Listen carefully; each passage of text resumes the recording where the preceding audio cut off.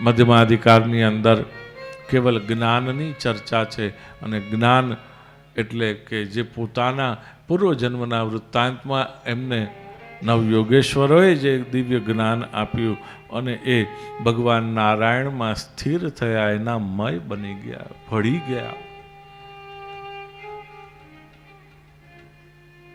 જ્ઞાન એ છે કે જે આપણને આ ભૌતિકતાનું જે કંઈ પણ અનુભવ છે, એનો તાપ છે, એ અનુભવવાને બદલે આપણને ભગવાનમાં ભેળવી દે.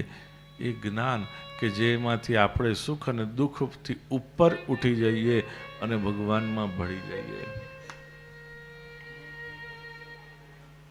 સુખ અને દુઃખથી ઉપર ઉઠાવી લે આપણને, જેમાં સુખનો અનુભવ ન થાય અને દુઃખનો પણ અનુભવ ન થાય. આ બેવથી આપણે ઉપર ઉઠાવી દે આપણને.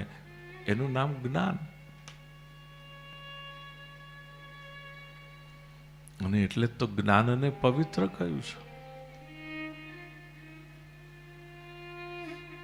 અને ત્યાર પછી ઉત્તમાધિકાર, એની અંદર 6 પ્રકારની શુદ્ધિની ચર્ચા કરી છે.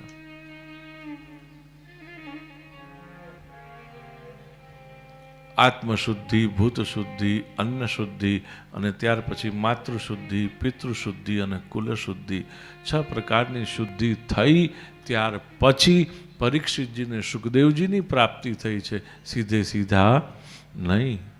આપણે તો આમ ખાલી કપડાં બદલીને આવી ગયા, તૈયાર થઈને સજી ધજીને, પણ ભક્તિ તો આપણી ત્યારે સિદ્ધ થાય કે જ્યારે 6 પ્રકારની શુદ્ધિ આપણી બને.